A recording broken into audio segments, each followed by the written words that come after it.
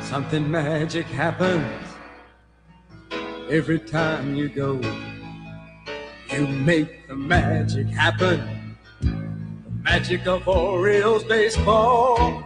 When the game is close and the O's are hot, there's a thundering roar from 34 to give it all they got. And you never know who's gonna hear the call.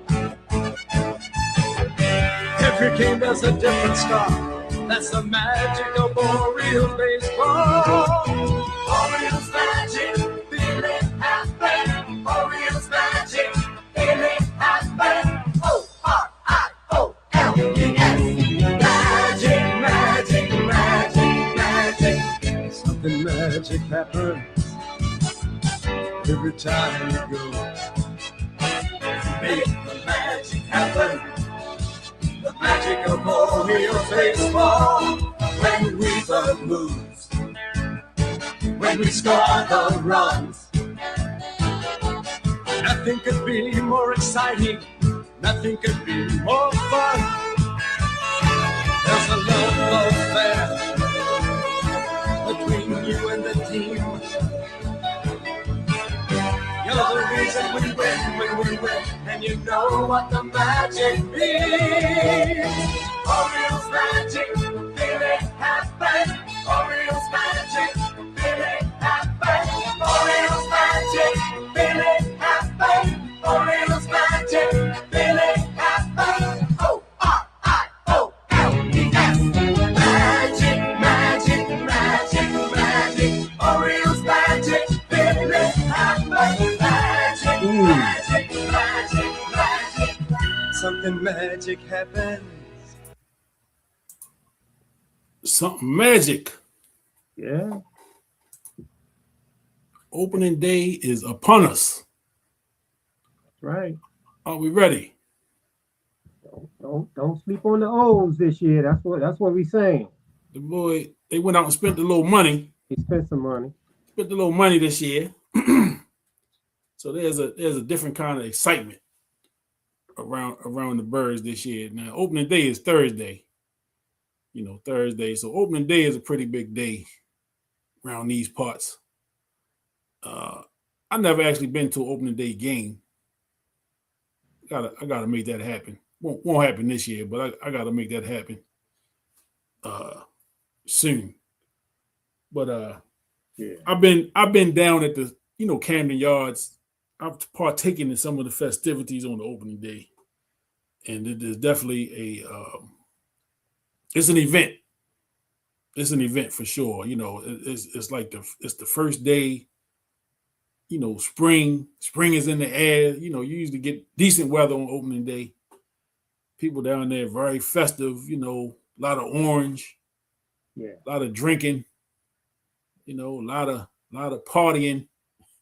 Mhm. Even in the lean years. Even in the years when the expectations was none. Yeah.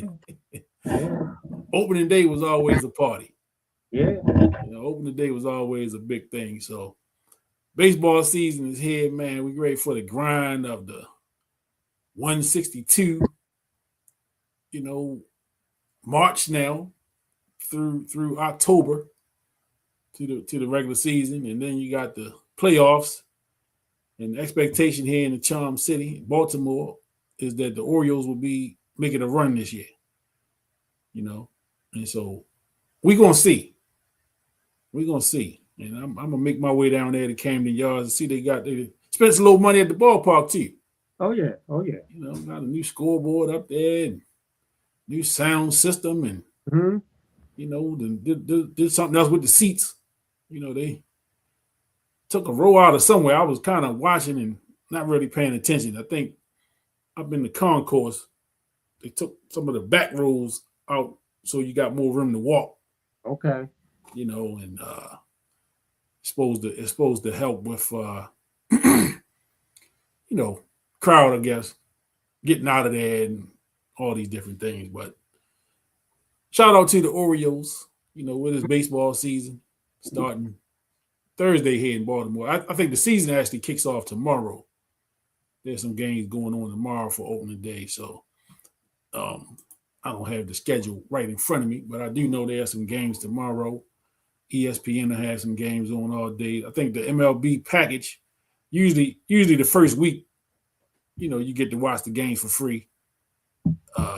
If you have one of the providers that has the MLB package, one of the networks, cable networks that have the MLB package, usually the first week you can catch games in all markets for free.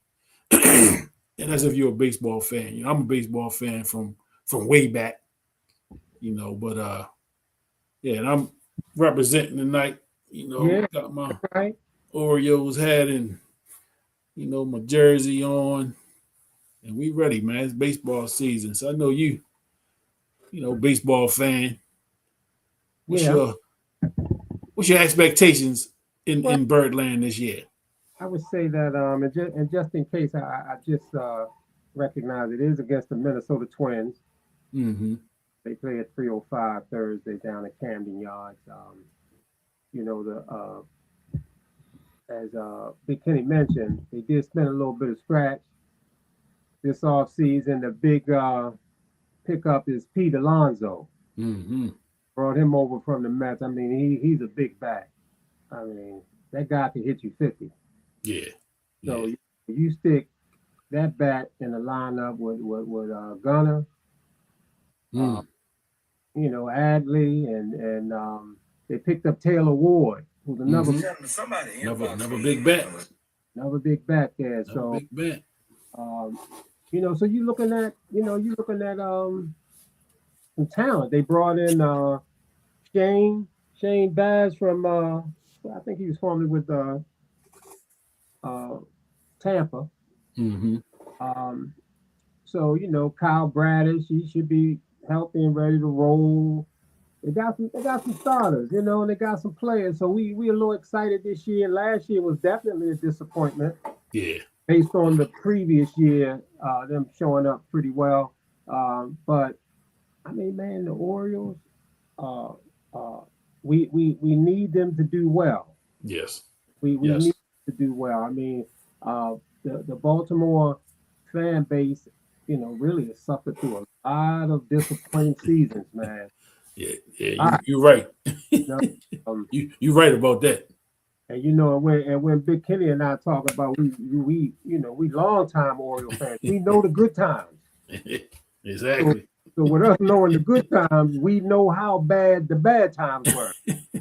I'm not sure if that record still stands. Didn't they have a major league record at one time for losses in a row or losses at the beginning of the season? In the season, I think it was 0-21. 0-21. I mean, so we've experienced the lows, and we've experienced the Eddie Murrays, Cal Ripkins, and the Mike Messinas, and I didn't experience the Brookses and the Franks and going way back. So we know the good, we know the bad, and we know the difference. And then also on top of that is that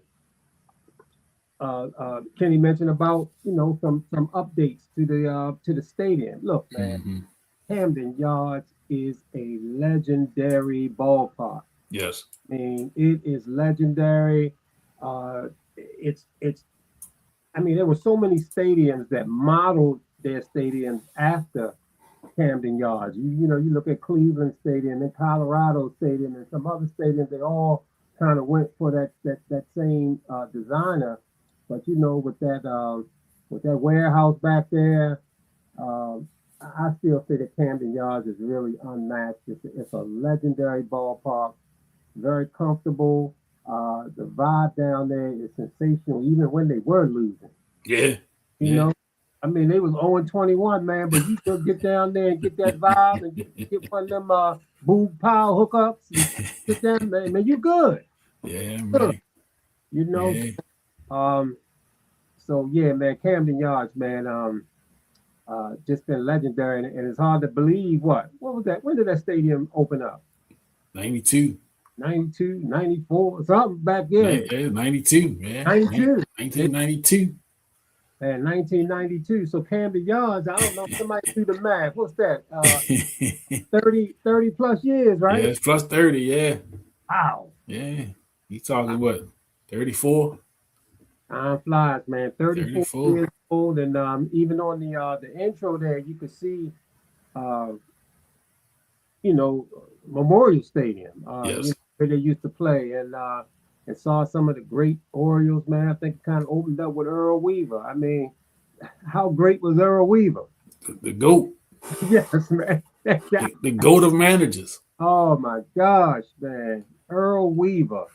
What a legend, man. And you can go down the line. So the Orioles are, man, I mean, they're a high profile organization, man. They got a very great, I mean, the history is really, really nice, man, when you go back to the 66 Orioles. I think they swept the Dodgers. We got upset by the Mets. Mm-hmm. New York seemed like they had our number around that time of the year when the Jets beat the Colts and the Mets beat the Orioles and the Knicks was beating the Bullets. Yeah, that's tough. Yeah, tough, They got the trifecta. they had the trifecta. Damn, that's tough. So, but man, yeah. So yeah, hopefully this year we looking at the Orioles competing. I mean, that division is a very tough division. Obviously, the Yankees, Toronto is there, the Super Bowl, Super Bowl World Series team last year. Mm-hmm. Tampa's tough. I mean, it's a Boston. I mean, it's a tough division, man. Looking forward to it. Now, if I'm not mistaken, I went to Oriole game last summer when the Mets went in town. If I'm not mistaken, Pete Alonso went yard that night. Mm, If I'm not mistaken, I'm pretty sure he did yeah, because it was a crazy game, man. You know, Orioles they were down, they went up about 3 or 4, and then the very next inning, the Mets came back and tied it up, and the Pete Alonso home run I think tied the game up okay. that night. So it was like you kind of you hear, you know, with the excitement, man. We go up 3-4 runs. You figure a 3-4 run lead, you're pretty good because the pitching was decent that night. And all of a sudden, boy, the wheels came off of that thing. And you looked up, and then I think the Mets ended up winning the game. You know, and that was the time when the Orioles were still kind of in contention. Yeah, They weren't quite out of it yet.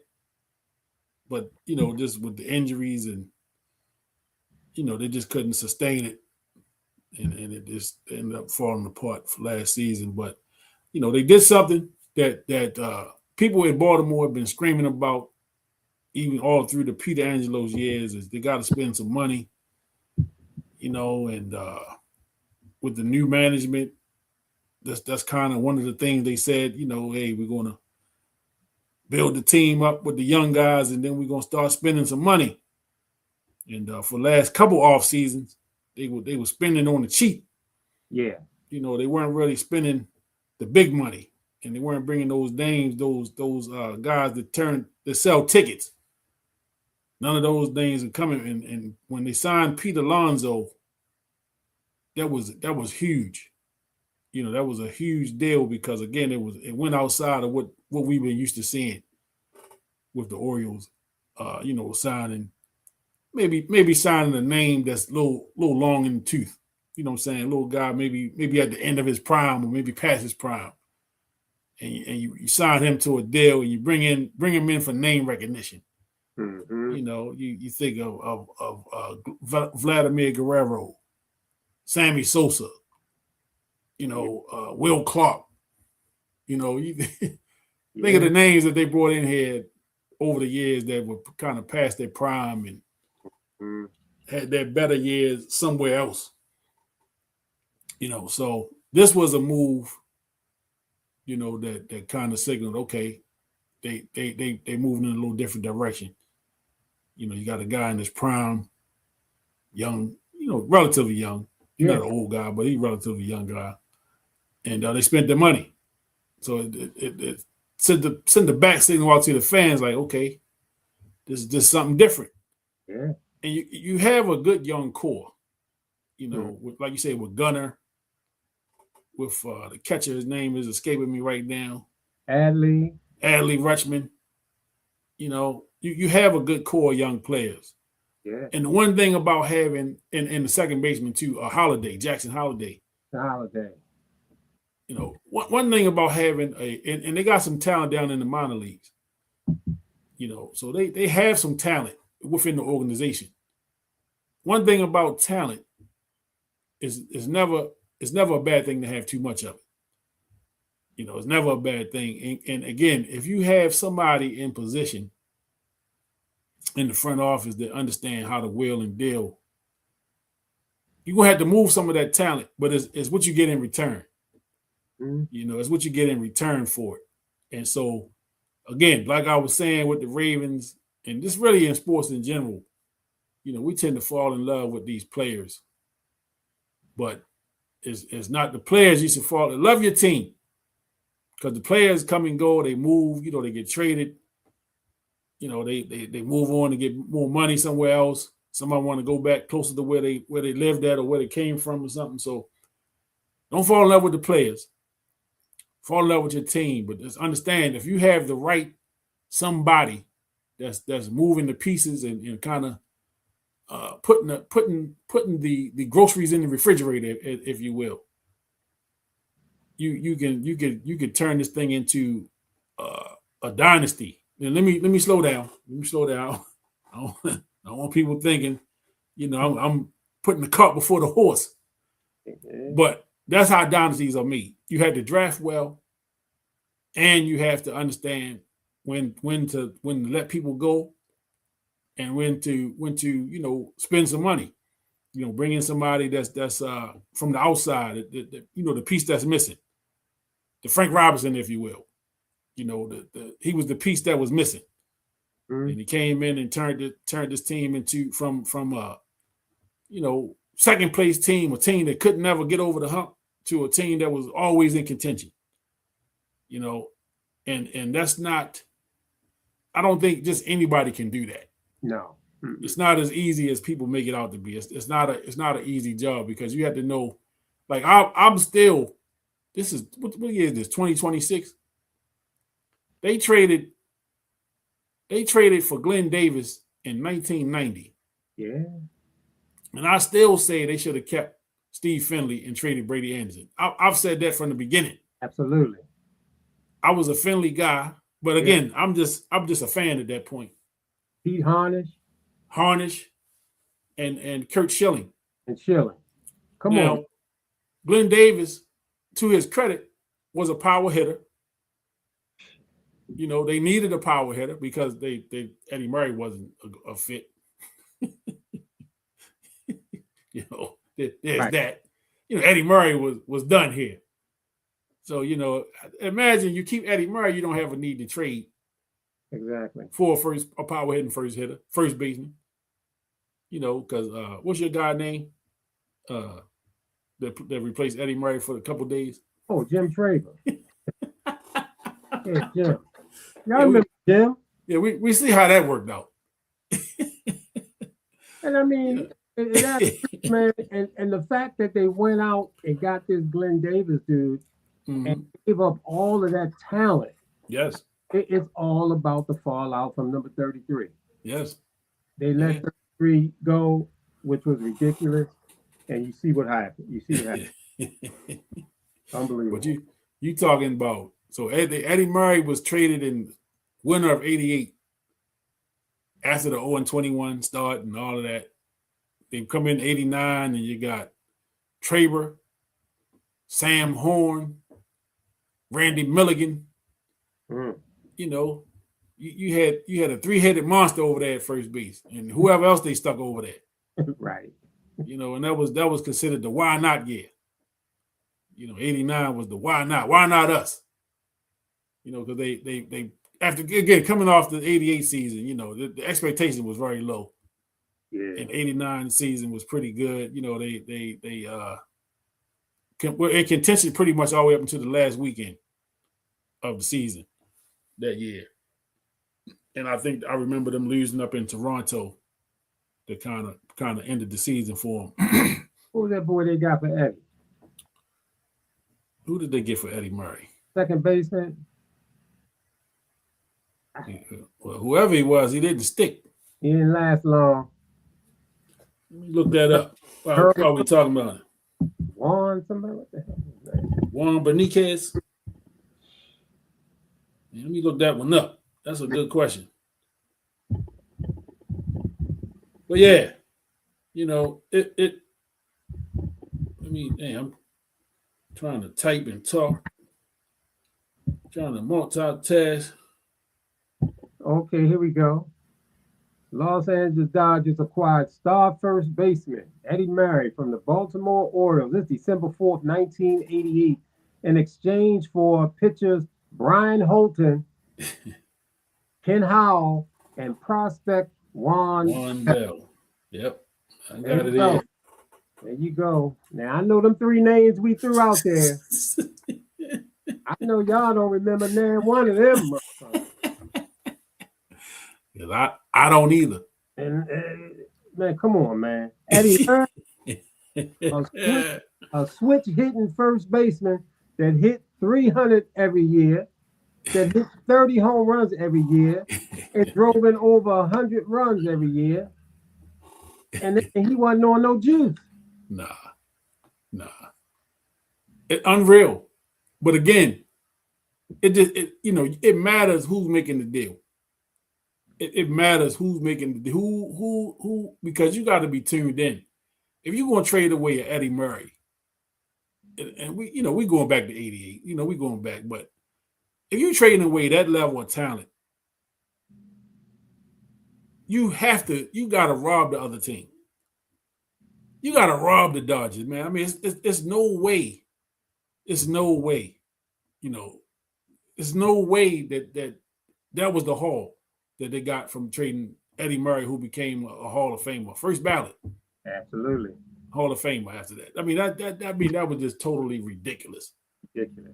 And again, that the Orioles were just taking beatings with trades. I mean, they traded away Eddie Murray, and look what they got in return. Then they traded away Harnish, Schilling, and Finley for Glenn Davis, who never panned out.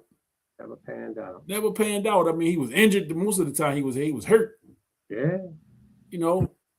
But he wasn't Eddie Murray. No. Let's not get it twisted. He wasn't Eddie Murray. I'd have rather them went and traded for Eddie Murray, traded to get Eddie Murray back. And sent all them guys packing. That way I'd have felt a little more better if you got Eddie back versus, giving up what you gave up. And again, I just always look at, the Finley deal. Finley and Brady were kind of the same type of guy. They speed guys, top of the lineup type of guys. You can stick them out in center field. They could play center field. They could really play any position out in the outfield. What's going on? Here we go with these names. Legend of 7716. What's going on? What's happening? Thanks for tuning in. Make sure you hit that subscribe button over there. Yes, sir. Appreciate you. But yeah, you give away that level of talent and you getting back a guy. Again, you can't predict what's going to happen. I get that. You hope. The hope was that Glenn Davis was going to come in and you stick him over there at first base. You put him at, in the middle of your lineup. He'll drive in 100. He'll hit 25 to 30 home runs every year. And that didn't happen. It didn't happen. And again, it's like, making trades, man, and running a team is this. You can't just go out and grab a bunch of names, and think it's just going to work. It's a science to that. Putting the right pieces to the puzzle together, and then having the right person to manage that. Yeah. You got to have the right person in place to manage all of that. Mm-hmm. You think we had who was the managers back then? Johnny Oates. Frank Robinson was there early. Johnny Oates was the manager for a little while. Right. But they could never kind of get over the hump. You bring in Davey Johnson. I think before Davey Johnson, there was another guy, and his name is escaping me. Altobelli there around that time? Altobelli was after Earl. Was after, okay. So he won the World Series in '83. And then Earl replaced him in like '86. So you had Cal Ripken Sr., who I think he replaced Earl Weaver. Then you had Frank Robinson that replaced Cal. Yeah. Then you had Johnny Oates. And there was another manager. I'm looking at his face, but I can't remember his name. When was Cal Sr. in there? He was like late 80s. Late 80s, okay. So he got fired in the middle of that 0 for 21. He got fired in like, they was like 0 for 7. And they went ahead and fired Cal. And probably unfairly. Yeah. Probably unfairly, man. Just, you traded away Eddie Murray. I mean, well, Eddie Murray was on the team, but he was on the team that year. But, I think Cal put the short end of the stick. Mm-hmm. Because, again, some of those teams he had just didn't have a lot of talent, so again, you can go back and rehash it. I'm trying to think who the hell was the manager before Davey Johnson came in here. I had to go to my Google machine and figure this one out. I can't remember this dude's name. He was an older guy, and I don't think he was a popular choice either. Let me see. All right. Dave Tremblay, Sam Palazzo, Lee Mazzilli, Mike Hargrove, Ray Miller, Davey Johnson, Phil Reagan. So Phil Reagan was after Johnny Oates. Dang, how long he last?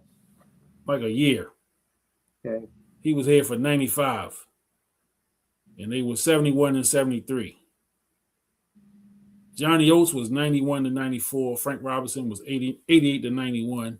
Cal Sr. was 87 to 88. Joe Altobelli was 83 to 85. Earl Weaver was 85 to 86. So, yeah. But, man, after Davey Johnson, Ray Miller, 98, 99. Mike Hargrove, 2000 to 2003. Lee Mazzilli, 2004, 2005. Sam Palazzo, 2005, 2007. Dave Tremblay, 2007, 2010. Juan Samuel, he took over when they fired Tremblay in 2010. Buck Showalter, 2010 to 2018. And I think Samuel only had like a short stint. And Buck Showalter came at the end of 2010. And he was here until 2018. He had a lot of success. Brandon Hyde, 2019 to last year, 2025. And now we have Tony Mancilio. I hope I'm saying his name right. So he's the new manager. So they've been through a lot of managers in Baltimore. Yeah. So I'm ready for the magic to come back. Yeah. I'm ready to see the magic happen. You know what I'm saying? Like you say, we Orioles fans from way back. We remember the good time. We remember when we were always in contention. Yep. It was no doubt, Baltimore was going to be there. You always had great pitching. Definitely. Timely hitting. Yes. My guys. Earl Weaver calling the shots. And Earl was part of the show. Earl was part of the show, man. Earl was part of the show. I mean, I remember being out there at 33rd Street and Earl coming out to yell at with an umpire, and the fans would go nuts. Like, we've been waiting for this. What an experience. Get him, Earl. Hit him. Earl turned that hat backwards. Oh, finger in his face. Earl wasn't but 5'1". Exactly. He come up home plate with dirt and put some dirt on the umpire's shoes. Boy, this Earl Weaver. Yeah, man. Earl was part of the show, though. I mean, you went to the game hoping Yes, he was. that he was going to run out there on the field, man. He was. And then he had a little bop about him. He had a little stroll. Mm-hmm. How he would come out there, man. Hey guys, you see, I know you seen that video they got of him arguing with the umpires, man. Let me find that and play that, man, because that is a classic. It was a sight to see. That is a classic right there, man. Earl and the umpire, get your hand out of my face. Exactly. Earl Weaver. Earl Weaver, man.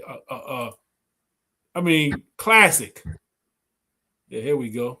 Here we go. Let me pull this thing up here. Wait a minute. Let me pull this thing up. This is what we talking about, man. Earl was part of the show. You know what I'm saying? Yes, he was. Man. Earl was part of the show. Let me pull this thing up here. Behind the rubber.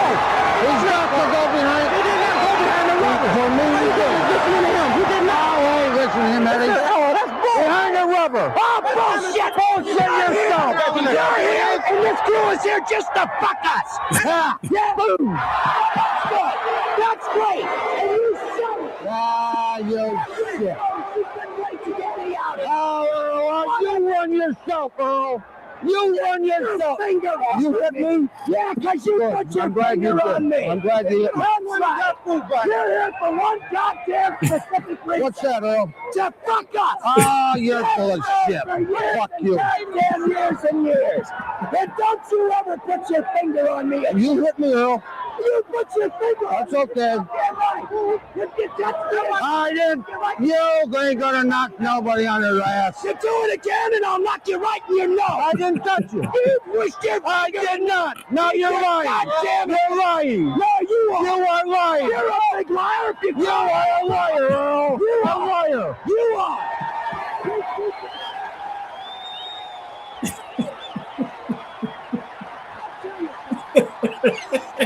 here for one reason, to fuck us good. Wrong. That's the only reason. You're wrong, Earl. And you'll have your chance tomorrow. Oh. You got it as quick as you can. What is wrong with you? You ain't no good. No, you aren't either. Yeah, you aren't either. Ain't no good. You're no fucking good either. Yeah, you also never have our games. I hope you. What do I care? Yeah, what are you doing here now? Well, why don't you call the league office and ask him? Yeah, I will. Oh, good. Don't think I won't. Good.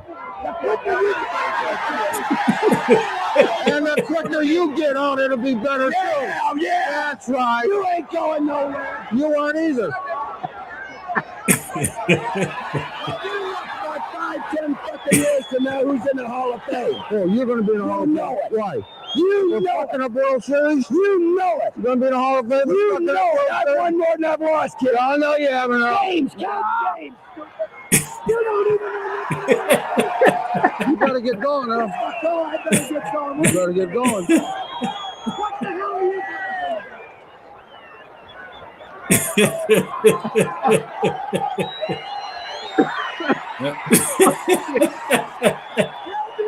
that you had your hands on. Nah, that's wrong, Earl. Wrong. And I think that was the first inning. Hey.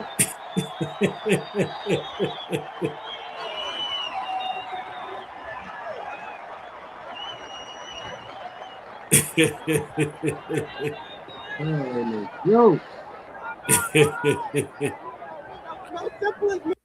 Hey, that's we live for that. Beautiful. We live for that. Earl Weaver. Beautiful. Landon checking in. What's up? What's up, homie?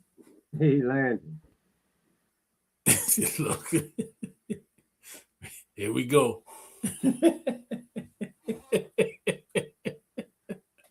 I like you to know I paid good money for this Orioles gear, buddy. He he gonna hit you with a jab. Earl was my man.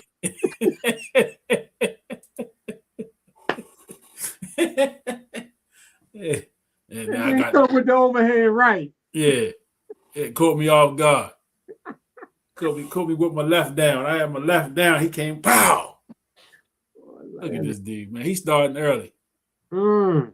Yeah. But yeah, man, you know, Earl was the show. You know what I'm saying? And I mean, you can hear in the background the fans are cheering. They don't even know what he's talking about. They don't know what they're yelling about. He talking about get your hands off me, and Right. you came here for one reason. To fuck us. You know, that was it. And you in the stands think he arguing about something totally different. Right. And he talking about nothing, basically. and went back and forth about four times. Walked away, came back. Walked away, came back. He ain't want to be. He ain't want to. Earl He gonna give them their money's worth. He definitely gonna give them their money's worth. But yeah, you know, so the new manager, you know, we're gonna see what he brings to the table. You know, this is his first managerial job. First time as a leader.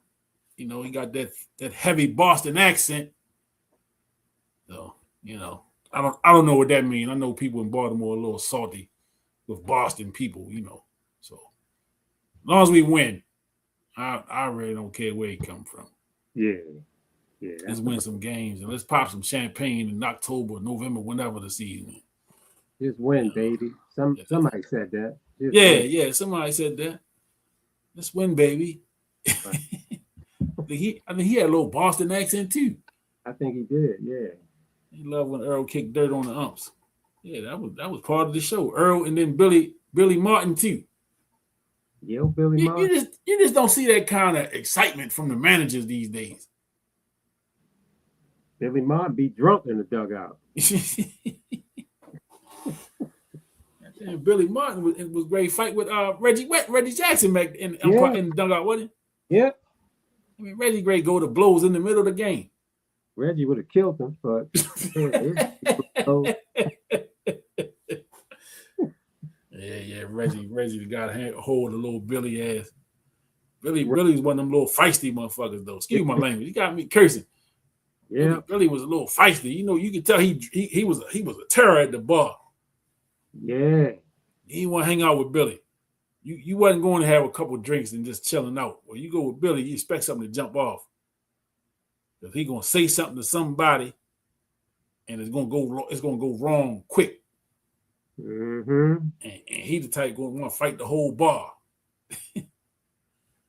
Come on, you punk. Yeah. He be throwing them down, boy. Once he got that up in him, it was on. All bets off. Yep. All bets off, man. But yeah, it's baseball season, man. Orioles kick off Thursday. Baseball season gets its official start tomorrow. Mm-hmm. You know, so for the baseball fans, you know, check in. We be talking a little baseball as the season progresses. You know, a little baseball. No, not a lot. We talking a little baseball. Yeah. The whiskey was telling Billy he could do it. You can do it, Billy. Yeah. him and Steinbrenner up there in New York. All in one. Yeah, Steinbrenner five Billy every week. Yeah. Then bring him back. Yeah, bring him on back.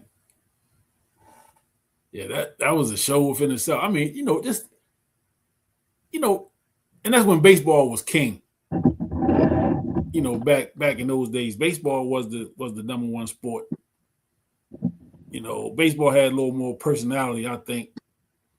You know, the players, the referees, the coaches, the managers were part of the show. You know, great time. Yeah, Great man. time. So, you know, the NCAA tournament is going on right now in the Sports Mix. We got a pool going on in the Sports Mix podcast group on Facebook.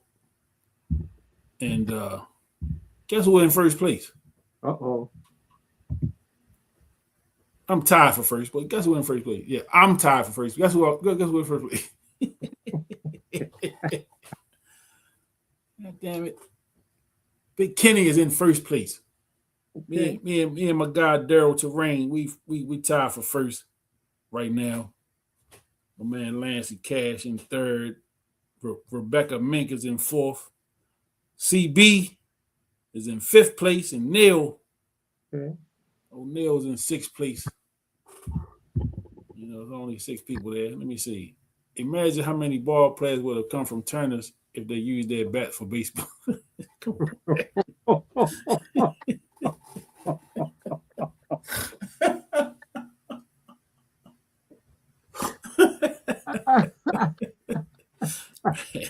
This dude, man.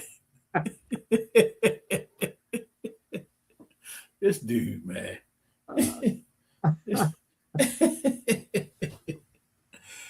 Oh my goodness. This dude, he come out swinging for the fences. You know, we never got off baseball. Now we on to the NCAAs, man. He don't mean no harm. Yeah, but so after Sunday's game, I moved up from, I was in sixth place Saturday morning. After Thursday and Friday, man, I was in dead last. I was like, man, this is gonna be a rough one.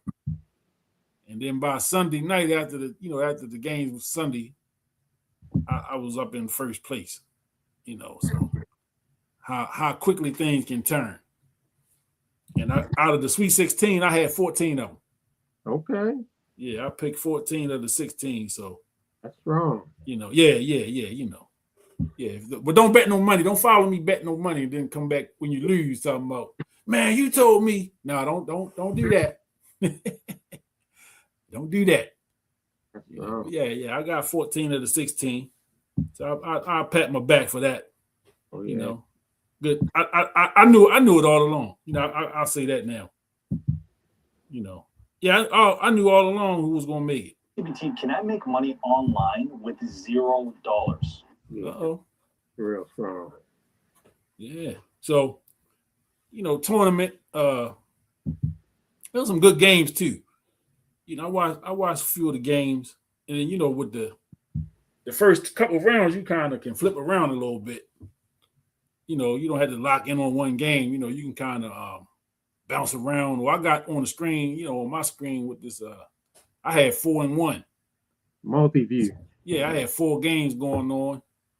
You know, so also you got the women's tournament was going on too. I didn't watch many of those. I saw Maryland got bumped out. Maryland women, they got bumped out Saturday, I believe. But yeah, man, I mean, it's NCAA time. You know, the hardest thing for me about the tournament now is that I don't really know the players, and it's really because of the movement. You know, the players bounce around so much, so it's really hard to get to know, you know, who's who, or who some of these teams. You know, you kind of know who some of the big name players are because they talk about them a lot, and a lot of them are freshmen. You know, they like young guys, so they, you know, came in with a lot of hype. But with respect to, you know, like, you know, once upon a time, we knew who was going to be on Maryland from year to year. We knew who was going to be on Georgetown from year to year. You know, we knew who Syracuse had and North Carolina. You know, we knew what those teams looked like from year to year. It just didn't have the movement. I saw Penny Hardaway had an interesting thing about the portal and the way that it's operating now. You know, and it's like players are really moving now, chasing the NIL. You know, they chasing more money. So a lot of players are not leaving because they don't like the school or they don't like the coach. They're leaving because there's an opportunity for them to get more money somewhere else. You know, which is crazy to me, but it's what we have right now. But Penny suggested to slow the movement down. All right, you get a move, you get one transfer where you can transfer and you can play right away. But if you go back in the portal after you do the first time, then you got to sit out. You know, like it used to be. Mm-hmm. which I think would slow down the transfer portal tremendously. You know, it wouldn't give players the opportunity to play for a different school every year. And it may not have been Penny Hardaway. There may have been Calipari that said that. May have been Calipari that said that. And then Calipari also said, with all this movement, you know, these guys are not graduating. You know, they're not going to school to graduate. You know, so again, it's the what Penny said that was interesting is that college athletics now is professional. It's no longer amateur sports. It's professional sports now. And he said high schools is more like college used to be. And then college sports now is like the professional ranks, you know, just because it's $1 billion business. Yeah, Calipari said it. Yeah, we all leave jobs for more money. I get that. But we all know this too. The way that the NCAA is running business right now is a mess. You know what I'm saying? And I don't think it's for the long run. I don't think it's sustainable. You know, to continue to operate where you think the University of Maryland, they had a change in coach, but they had a whole change in roster as well from one year to the next. That's crazy. That's crazy to me, you know? And so I'm just not a fan of all the movement. I like the fact that players have a little more control. They got the ability to make money. I'm for that. I'm for that because the time commitment that these athletes have towards training for the sport and practices and all the things that come with being a college athlete, and they still expected to go to class and go to school. I mean that's what they expected to do now. You know, that's a topic for a different day. But yeah, and then you know you got to be you want to be a college student and you want to enjoy your college experience. Give them some money. Mm-hmm. You know, give them some money. You know, give them. So, what's up, Neil? High school players can get NIL deals now. Dude from Bell had an NIL with Nike and Red Bull in high school. Yeah. They can make NIL deals in high school. But what he was saying, I think, in high school, it's not to the level that it is in college. Only the elite of the elite high school players are going to really make good NIL money or be able to make a good NIL deal. Mm-hmm. You know, another thing that if you're watching these games, you know, the elephant in the room is the makeup of some of these rosters. You know, the Purdue's and you know, and a lot of brothers in some of these schools. You know, and I need to take better notes to who I saw that was making these statements. Because I come across so much stuff. But, you know. Whitlock making a statement about it. Whitlock? Yeah. Well, I ain't going to quote nothing he say. That's fool. Yeah, I mean, you know, he transformed from Jason Whitlock to Jason Nitwit. I call him Jason Nitwit. Some of the stuff he be talking about. Yeah, he's a fool. Yeah. He's a fool, man. And him and Stephen A going back and forth. Yeah, they back at it again. You know, it's just you know, I give up. You know what I'm saying? I give up, man, with all this back and forth because you see more of this now in the media too. Yeah, they like that. With these podcasts, and you got the podcasters going back and forth, and you know, everybody tough guys now. And this one beefing with that one, or don't say this one said this about me, so I got to say this about him. Blah, blah, blah, blah, blah, blah, blah, blah, blah. Yeah, come on, man. We too old. We didn't got too old for that. You know, we didn't got too old for that, man. Stephen A. and Jason Whitlock are 50-plus-year-old men. And what are they going back and forth about? Stephen A. we know he got his money. Yeah. You know, we know he got his money. Whitlock, on the other hand, he strike me as a guy that's just trying to stay relevant. So he found a lane that works for him. I mean, I don't know who he's working with, you know what I'm saying? But we say, Landon, how to BYU get so many black players? They got black Mormons, man. Come on, man. Come on, man. You didn't know that the Church of the Church of Jesus Christ of Latter-day Saints? Ain't that what that is? Right. Remember them commercials? In the Sean Bradley days. Yeah. What was his name? Bradley. Sean Bradley. Sam Bradley, yeah. Yeah. Sean Bradley, yeah. Right. Hey, you know they got black Mormons out there, man. Right. Can they pray more than one? Say again? Can Mormons have multiple wives? I think so. Yeah, well, you know there's gonna be some Negroes gravitating towards that religion. Come on now. Just a matter of time. Yeah. They'll say I'm all for movement. The ones complaining the most are the ones who had the monopoly on paying for top tier players. The playing field is level now. Yeah, you know how they go, man. Mm-hmm. A lot of them got out the game. Yeah. You know, Nick Saban and them boys, man. They got out the game. They said, "Oh shit, we can't be the only ones paying now." Right. Yeah, we out of here. I'm gonna go get me a cushy TV job.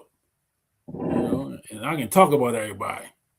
You know, we say, Landon, keep the villagers fighting while the chiefs prosper off propaganda. That's facts. Mm-hmm. That's facts. BYU must have all black Mormons in Utah. Hey. Yeah. Well, we know Utah ain't got a lot of black folks out there. At least that's what I heard. I only been to the Utah airport. Yeah. And I never even got off the airplane.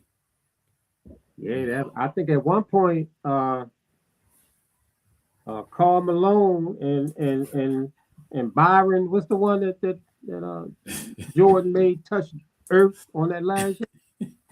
Byron what? What is his name? Man, I swear. I'm looking right at his face though. I see him touching that ground. And I know who you're talking about. Yeah, there was about 50% of the black people out there. There wasn't many. No, wasn't too many brothers out there at BYU or in Utah, period. Period. You know? Yeah. Yeah, but BYU, man, the kid they got out there, I can't say his name, but they said he might be the number one pick. He's tough too. Devin, I don't want to mess his name up. But the kid can play. Mm-hmm. Kid can play, man. Byron Russell. Thank you, sir. Byron Russell. Yeah. Crazy. Yeah. You need a microphone and a camera. You need to come on show. Thank you. You help with these names. Byron Russell. Yeah. But no, we had you on here one time before, and you just Yeah, you he was injuring people, man. 75%. Took me a few days to recover. Yeah, man. But the NCAA tournament, you know, is on and popping. You know, again, man, we used to live for this. We used to live for this time of year. You know, I remember, you know, it just was a big deal, man. You know, NCAA tournament was just a huge deal. It's still a big deal, but to me, it don't feel like it's as big a deal because number one, I don't think a lot of young kids watch college basketball. You know, I don't think a lot because, you know, I coach high school basketball. We always encourage the kids to watch college instead of the NBA. And they just be looking at you sometimes like what? Why would I do that? You know, and college is more, you know, again, it's more fundamental in some instances. You know what I'm saying? You see more sets run, you know what I'm saying, little zones. And so you can kind of get a little idea of how the game should be played at our level, based on what you see in college. A little more control, over the players than in the NBA. The NBA is star driven. It's a star driven league, and just give people give people nicknames. You mess up names like Key and Peele's catch. Hey man, I need a cheat sheet. Right. I'll jack a name up quick. And I used to pride myself on knowing names and knowing who people were. Not no more. Not no more. Yeah. Neil, yeah, you was in first place. But who in first place now, buddy? I'm gonna talk shit till Thursday. Right. Now Thursday and Friday again. This is now it's the Sweet 16. I got. Let me see how many of my Final Four teams are still alive. Let me see who I still got left for the 4. Cause let me see. So I still got my Final Four teams intact. All the 4 that I picked to go to the Final Four still alive. So,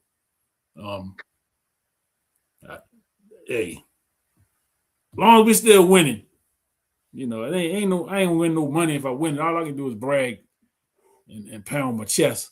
Yeah, that's good. It said you lose brain cells as you lose pigment in your beard.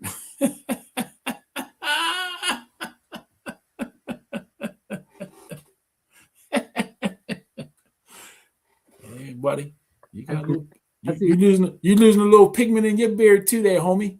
Landon ain't the only jokester.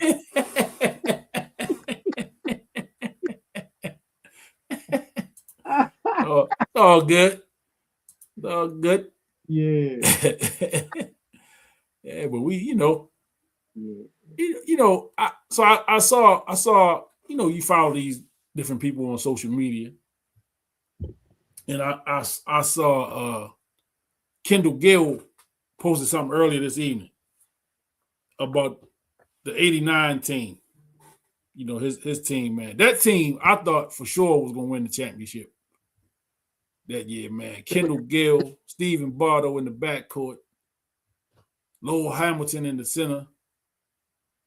Got that going. Nick Anderson and Kenny Battle up front. And you had Marcus Liberty coming off the bench. I mean, all them pros on those teams back then, man. Yeah. And then the Michigan team that won it, Ramil Robinson, who had an okay pro career. He didn't have a stellar pro career, but he was a pro. Terry, what was Terry's last name? The big 6'10" guy. Terry Mills, Sean Higgins, Lloyd Vaught. All these dudes were pros. And you know what I'm saying? So college basketball back then was just, it wasn't no nights off. So the Big Ten, Illinois, Michigan, Purdue was always tough. Yeah. Michigan State. Remember, Michigan State had Steve Smith and Sean Respert, them type of dudes, man. And Indiana was always tough. Do you remember Jay Edwards that played for Indiana? Yeah. Tough. Yeah, I do remember. Tough. He left school too early, in my opinion. I think he left after his sophomore year. And he was putting up numbers at Indiana. And he left, and he didn't have, he didn't turn out in the pros in the NBA. He didn't turn out to be an NBA player, but man, he was tough down in Indiana. You think about, and I'm just talking about the Big Ten, Indiana, Michigan State, Michigan, Purdue.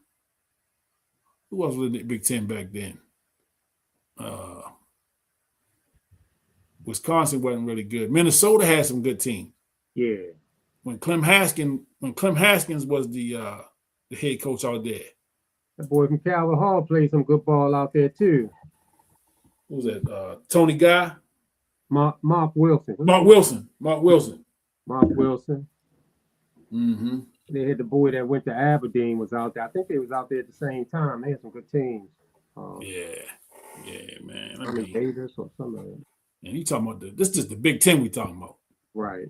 We ain't even talking Big East and ACC. Ohio State. Yep. Ohio State was Big Ten. Yeah. Ohio State always had decent teams. Then Jimmy Jackson came in the late 80s into the early 90s. Man, college basketball just for, was must see. You think of LSU with Chris Jackson, Stanley Roberts, and Shaq. Right. And Chris Jackson was putting up 30, 40 every night and making it look easy. Like ridiculously easy. Yeah. And I mean, it's a with the NIL and all the movement with these players, you really don't get a chance to, fall in love. Mm-mm. You think about Maryland last year with Derek Queen hitting that shot. We talked a little bit about that earlier, and how he was saying, I'm from Baltimore, and but he only played 1 year with the Terps, and he's in the league. I mean, even if you go back and look at the Maryland national championship team, when you had players like Juan Dixon, who have been there his whole career, Lonnie Baxter and Mouton, these guys hung around, Steve Blake, and you got a chance to really know those guys. And I think that was a big reason that they won it that year. They had a bench, man, that had been around. Them guys like Taj Holden, Drew Nicholas, and them guys coming off the bench. But it's a different animal right now. Yeah. Out there playing ball, and they're around for one year. You mentioned the guy from BYU. I mean, he won and done. Yeah, he out of there. He out of there, man. Out of there. Kansas, man, is real tough. He's a freshman. He won and done. I mean, so you don't get a chance to see that. And when we look back through history, we never saw Kobe Bryant play ball. Right. We saw LeBron James, play college ball. So there was a lot of players, man, that we just never got a chance to see. And I've always thought it was a blessing that Carmelo went to college. Yeah. And was able to put that year in up there at Syracuse and do what he did. I mean, that adds a real nice piece to his legacy. Yeah. Even though he never got a chance to win that thing in the league, he still had a great career, and he did have some college. So, and I mean, Atlanta made a great point, man. People move, man, with their money, from job to job. And I mean, if you went to Coppin 1 year and you just figured, say, look, I'm transferring to Morgan as a student, you can do that with no problem. And so people wonder, well, why can't I do it even though I'm playing sports? Why can't I just transfer and go and play? But I do think that if they incorporate, if they want to slow things down, I think if they would make them sit out a year, that would change the game. People don't have patience to sit out. Nah. We live, it's a microwave society. Absolutely. We want what we want, and we want it now. Yep. And I was, same way, Neil, with the back in the day, ESPN, man, you could be watching the game at 12 o'clock from some team out in the Midwest or on the West Coast. Because you don't even know none of the players. But it was college basketball, it was exciting. Remember you had to stay up to 11 o'clock to watch them UNLV games on ESPN. Oh, yeah. LJ and them boys. Yes. And and they was must see TV. You know, they was must see TV. Yeah. And coming off of, we always had a team that was like Black America's team. The Georgetown, Pat Ewing and them boys was the team of the hood, and then UNLV kind of picked up the mantle. Yeah. And then the Fab Five picked it up. Yeah, they had Arkansas had a little piece of the action. Arkansas, yeah, with the 40 Minutes of Hell. 40 Minutes of Hell. Goddamn Nolan Richardson. And them boys, man. Again, man, it just was a great time. There was a lot of people that thought that Georgetown was an HBCU. Yeah, I'm one of them. Yeah. I'm one of them. John and them boys he put out there on the floor. Yeah. Yeah.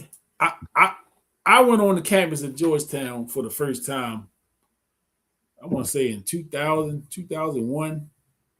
Now, I knew by then that it wasn't an HBCU. Right. But this is the first time I actually been on the campus.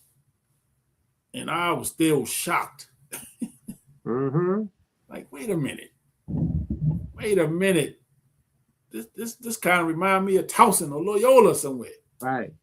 With the makeup of the student body, but the Hoyas was tough, and I'm still a Hoyas fan, so I'm suffering.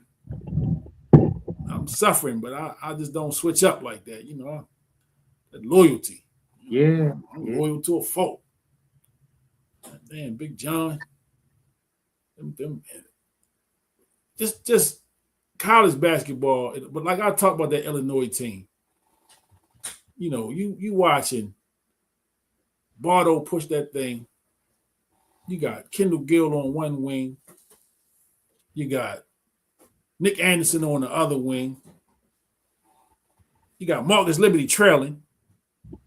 Or then you can have Kenny Battle on the wing and Nick Anderson on the wing. Or it just didn't matter with them.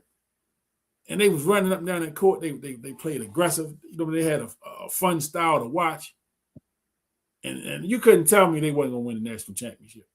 I just believe they were the team to beat. And they lost in the Final Four, I believe, to Michigan. If I'm not mistaken, Michigan beat them in the Final Four that year. Yeah. And again, Michigan was the team.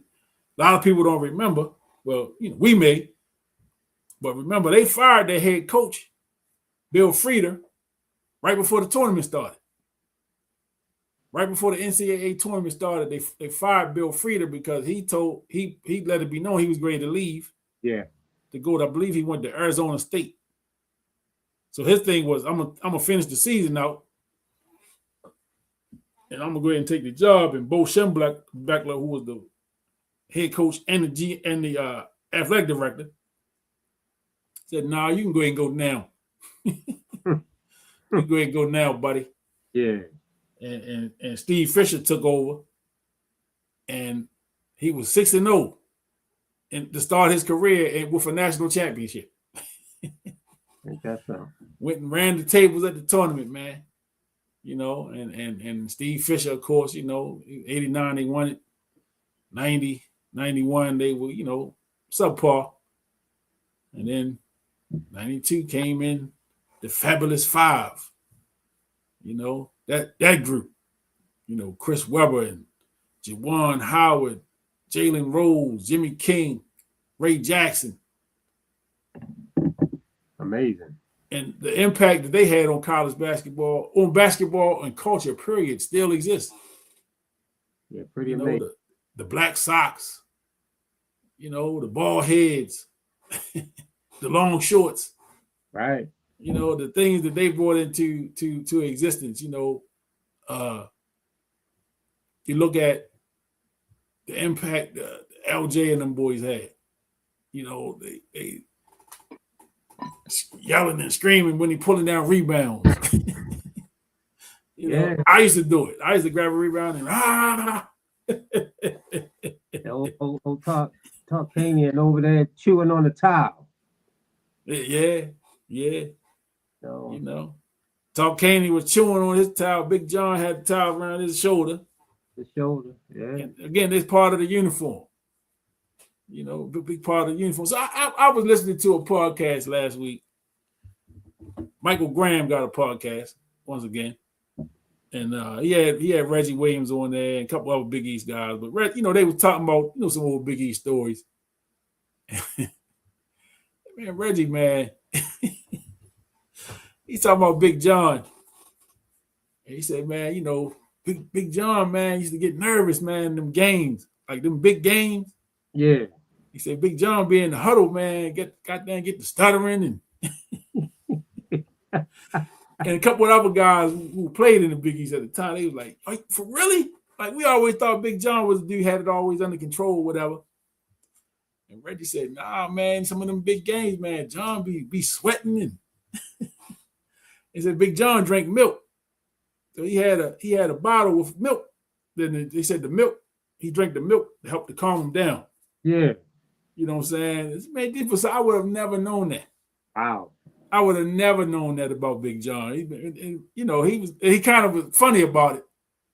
He said, yeah, man, Big John being that nervous, man. He said, because he's like Craig Esherick and I forget Mike Riley, the assistants. He said they the ones used to draw the plays up. Okay. Like if we was in a huddle, he said, because John be so nervous, he can't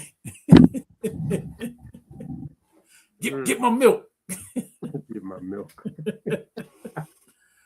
I never knew that. I never knew that about Big John, man. He had a bottle of milk on the sideline with me at every game. Yeah, he always seemed to be in control. That's perception. Yeah, I would have never thought that. I don't know, a player still getting paid while sitting out may still transfer, getting paid to hang out on campus because they're not going to class for real. Right. Hey, they go to class. Right. That's what they tell us. They go to class. Yeah. Work. They get some. They pay somebody to get that work done. hey, they definitely can pay them now. Right. Exactly. Shoot, you ain't gotta worry about it now. You definitely can pay somebody now to do that work, and pay them pretty good. Oh yeah. Some of these deals, some of these dudes getting. It'd probably be hard for me to go to class if I was getting that kind of milk. Yeah, that's what they said. The milk kept him. He used to get ulcers, and so he would drink milk to help with the ulcers. Yeah, that's what they were saying. But it was funny the way he was telling the story, man. Yeah, you can get ulcers from stressing out, worry. Yeah. He said John doing them big games, some of them big games, man. He said, boy, he be so nervous, man, and and again, from the outside looking in, you would never know that about Big John. You would never know Big John was that type of guy. He just always seemed to have everything under control. But again, it's a high octane environment, and everybody deal with adversity different, or even just being in the moment like that. Everybody. That's why everybody can't shoot free throws. When it's just you in the basket, nobody. There's no defense. It's tough. If it's a crowd, a lot of people can't focus on just you in the basket. Yeah. Everybody not made to do that, or everybody don't want to take the last shot in a pressure situation. These athletes today have a schedule of remote classes and not showing. Hey. Right. Hey. It's different today. It's different. I mean, you probably could hand the professor an envelope and say, "Hey, I'm in class every day, right?" Right. It's a different day. It's a different day, man. And again, college athletics is no longer amateur sports; it's professional sports now at the highest levels, because you got dudes that's making millions of dollars in college. Yeah. You got college dudes making millions, man. I mean, you're actually able to change the trajectory of your life and your family's life in college now. That's true. It's again, man. You know, we always thought players should get paid, even back in the 80s, and players were getting paid back then. But we thought they should be getting paid legally. You know, let's make that clear. You know, because anybody that say players were not getting paid back in the day, you know, you especially when you want to prop up, you know, the Coach K's and, you know, Gary Williams, and oh, these guys did it right. They did it the right way. All that nonsense. Yeah, they was paying too.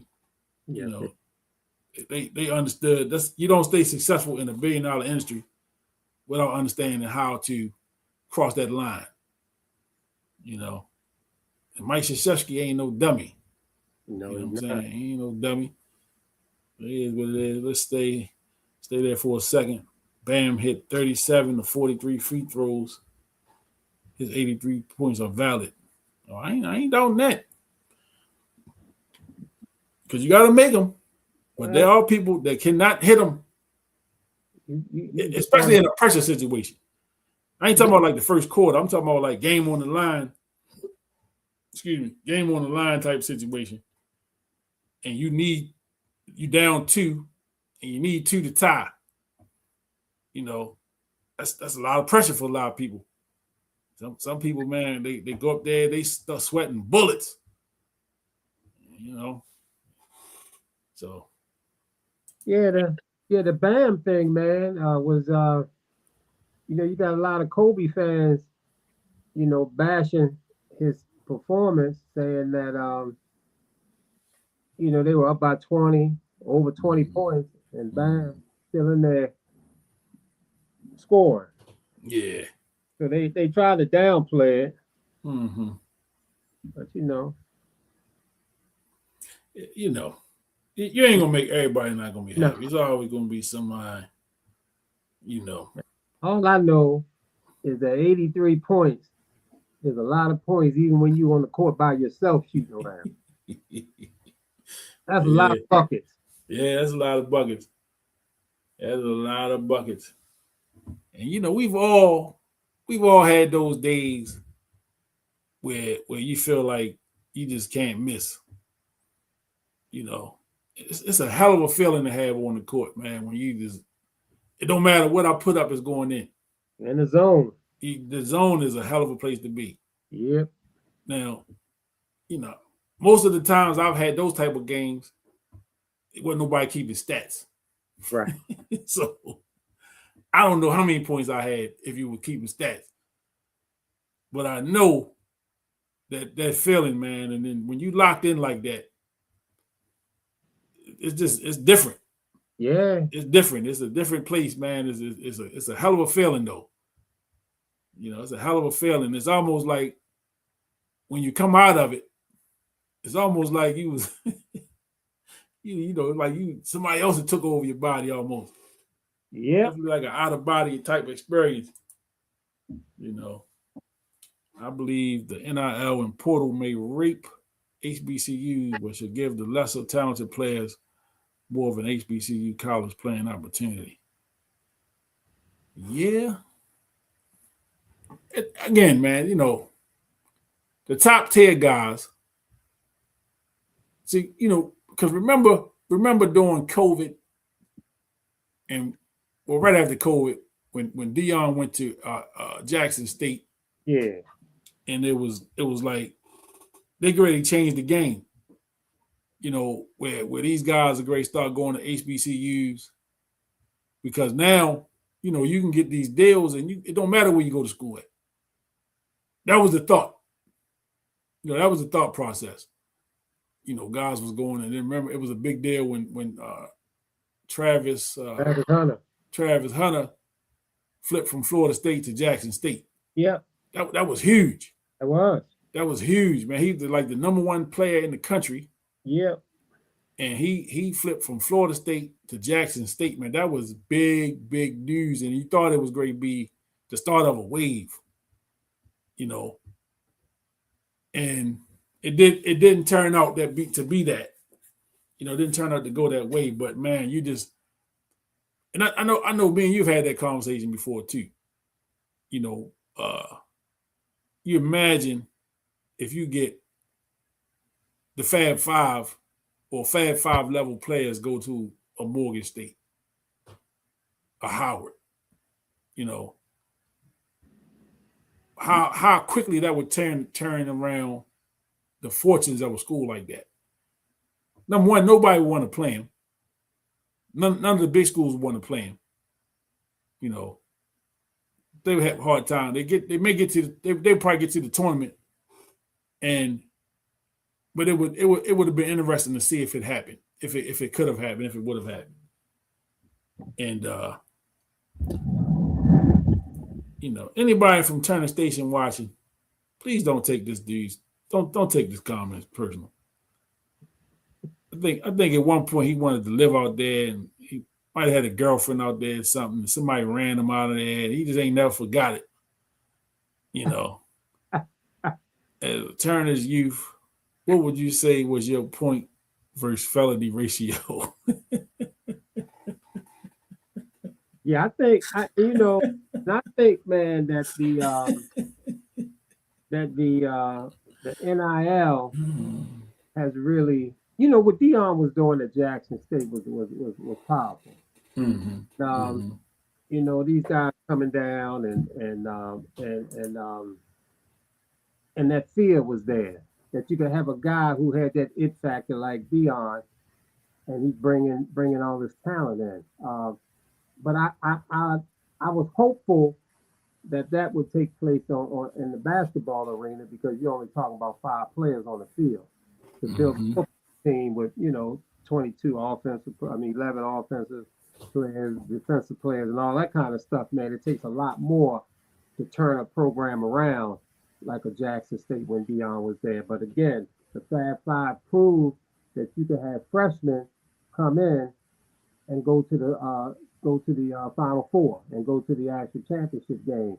And again, if those 5 guys went to a Howard, went to a Morgan, there's no reason why they could not have made it, you know, to those finals if they did it while they were at Michigan. So, but the NIL comes into play, and even though it's legal now, they were getting paid anyway. It's tough to get one, you know, McDonald's All-American bona fide high school superstar to go to a HBCU when somebody's throwing that money at them. But I think making that NIL a legal thing has definitely killed all opportunities for you know, some of the younger folks to go to a HBCU and turn that program around, especially when you consider how much money the basketball programs and the football programs generate. Yeah. For these universities. So I'm an old school thinker when it comes to that kind of stuff. Yeah. The player you talking about, Neil, was Maker. I don't even think he stayed at Howard. I think he was there and then got injured. Yeah. And I think he may have went there during COVID, because he was a 5-star recruit, number 4 center in the 2020 class. So that was COVID was 2020. He made history as the highest ranked prospect to commit to a historically black college or university, choosing Howard over UCLA and Kentucky. You know, 6'11" center.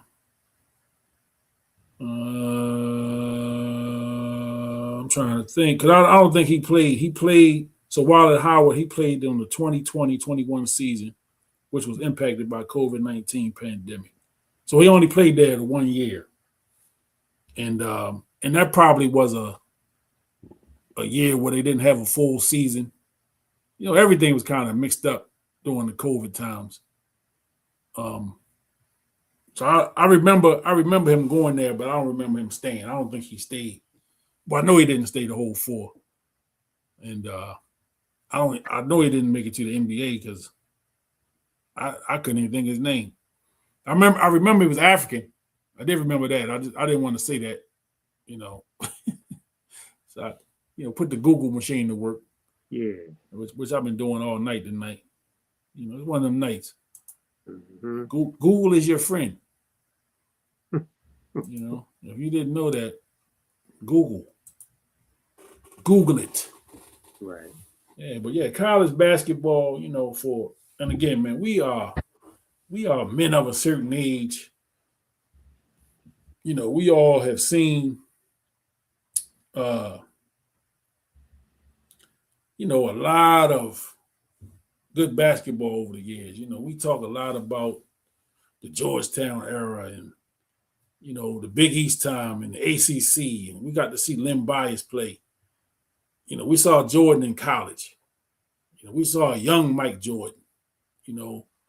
Uh, the Syracuse, the squads they had, the Pearl Washington, and all them boys up there. Derek Coleman as a freshman lead them to the championship game with Sherman Douglas, against Indiana, and man, Reggie and the Miracles, 87, Georgetown, and man, just again, we talked about the Illinois teams and the Michigan squads. The one that won the championship with the NBA guys, then the Fab Five that came a couple years after that. Arkansas, the North Carolina teams, they always had some top talent. Duke. Nobody has Duke fans, but you respect them. Grant Hill and some of them boys, man. I saw some video footage the other day. A dude that don't get a lot of people talking about him these days. He's a commentator now. That's Jason Williams, man. Jay Williams was a problem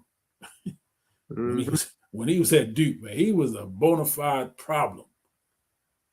And the fact that he went to Duke made it real easy not to like him. Right. But that boy was tough, man. Yeah, he was tough. Was he the number 1 pick or number 2? He was 2, I believe. Yeah, I know he was either 1 or 2 coming out. Yeah. And then, just the injury, man. When he got in that motorcycle accident, derailed his career. Yeah. Because if I'm not mistaken, he had a decent rookie season. Yeah. He had a decent rookie season. Well, up until the injury. Right. Up until that motorcycle accident. But sometimes, you see these videos, somebody they put the highlight reel together and just talking about how good of a player he was. And again, man, he's the guy now that most people would know him as a commentator. Right. Younger kids would recognize him only as a commentator. We didn't realize how tough he was, man. He was a problem at Duke. He was a bona fide problem when he was at Duke, man. And he used to give Maryland fits.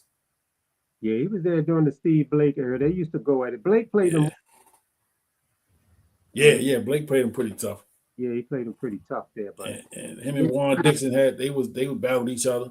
Yeah, it was some great times. Yeah, they were some great games, man. The Maryland and Duke games. Yeah, NC State, man. Yeah, it was some NC State with Derek Wittenberg and them boys on that. Oh, Jimmy V. Yeah. Jay Will made the league mad getting hurt that early. Yeah, he definitely did. Definitely did, man. Something about them Duke point guards. Bobby Hurley was the same way. Yeah. He got injured early in his career in a car accident. Didn't he just get let go? Yeah. He just lost his job. Lost his job. Yeah. He was out there at Arizona State. Mm-hmm. His brother got 2 national championships as a head coach. Yeah. Danny beating him out. Yeah. So again, man, I seen Danny play in I remember he played in college. I didn't see him in high school. I remember seeing him playing in college up at Seton Hall. Yeah. And he was decent, but he wasn't Bobby Hurley. Yeah, Bobby was. He wasn't Bobby. Bobby Hurley was different. Yeah, Bobby was different, man. Bobby was different, man, and he was little tough little dude too. He was. He was a tough little dude, man. Hated his little ass. Yeah. I swear. Yeah. I was getting to that. Yeah, man. Yeah, boy. Yeah, I definitely couldn't stand that little one. I couldn't stand his ass, man. Him or Leitner. No, none of them. None of them. Even Grant Hill, I ain't like him either. Grant Hill, Thomas Hill, and like none of them. Brian, what was his name? Brian Davis. Brian Davis, I was anti-Duke. Period. Yeah. That's another one of them. Where were you when Duke beat goddamn UNLV? Right. I was in the living room at grandma's house. Well, wherever I was at, I was pissed. I was hurt. Yeah. See, Hurley, Steve Blake were some tough players. Yes, indeed. Mm-hmm. Yes, indeed. Steve Blake would throw them hands too. Yeah. He wasn't shy. He go up square off on you. I remember that footage of him in practice going at it with one of his teammates. Yeah, him and John Gilchrist. Yeah, Gilchrist. Yeah, I guess Gilchrist was a freshman. Right. He didn't know the rules. Yeah. He didn't know the rules, you know. He come in here like you that guy. Right. Well, I'm gonna have to show you. And Steve Blake said, I got a national championship under my belt, son. Right. He said, Duke had too many black players for that school. Right. And Duke, man. Yeah, they just was real easy to dislike. Yeah. You know. I mean, even going back to Mark Allery and what was the other one? Danny Ferry. Woody Carmen them brought him into prominence, man. You know, Johnny Dawkins. Johnny and D, yeah. Gene Banks and them boys down there, man. They really did it for Coach K, and they started the whole Duke thing. Mm-hmm.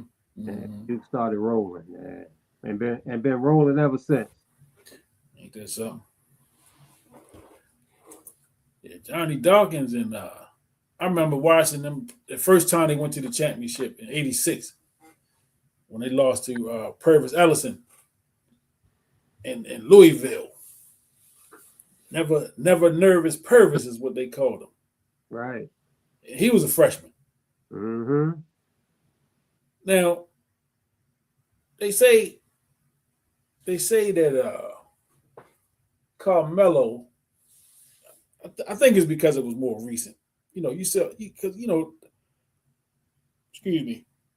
It seems like it's a infatuation now with naming somebody the greatest ever. Like, them arguments become so ridiculous to me at times.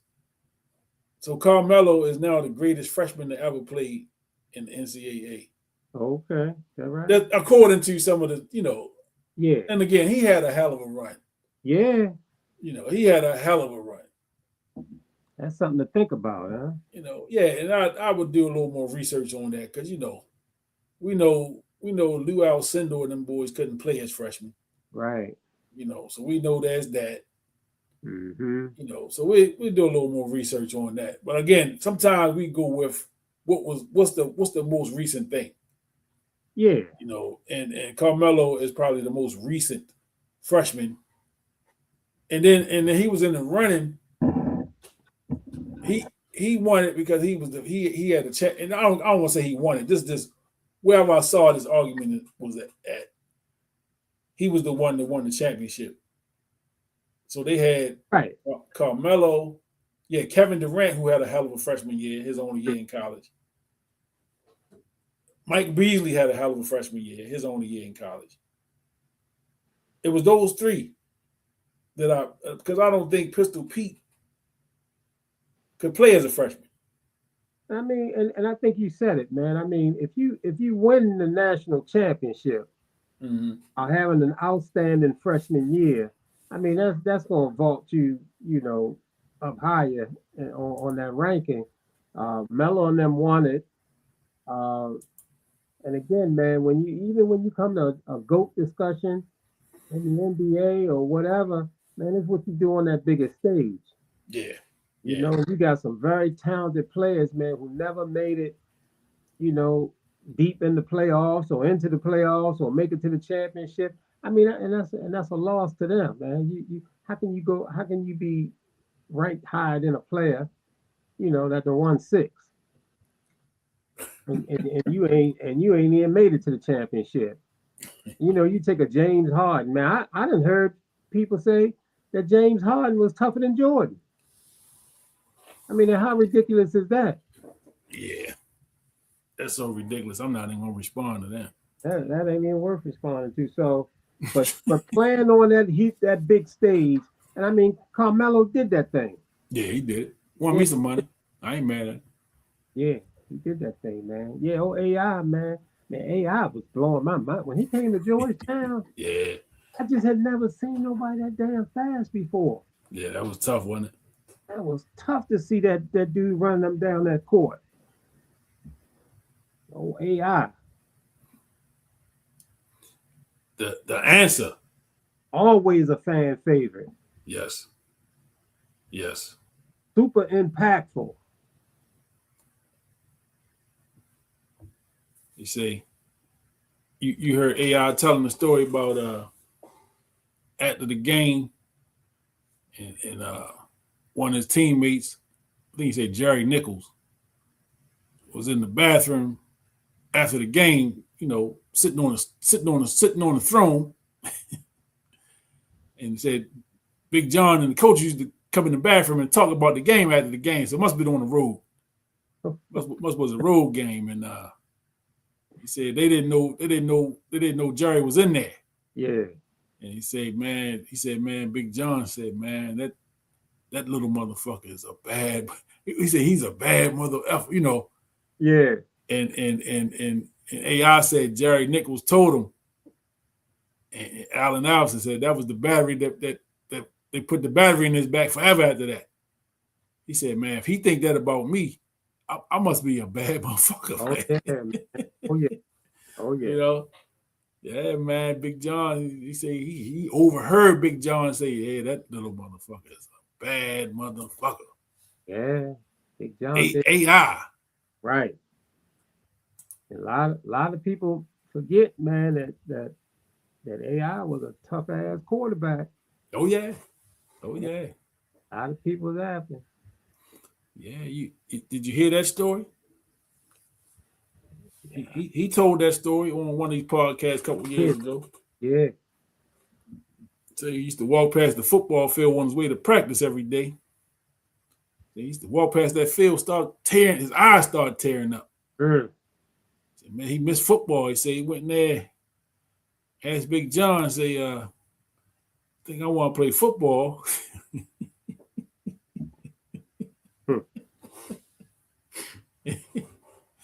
And he said some of the language Big John used.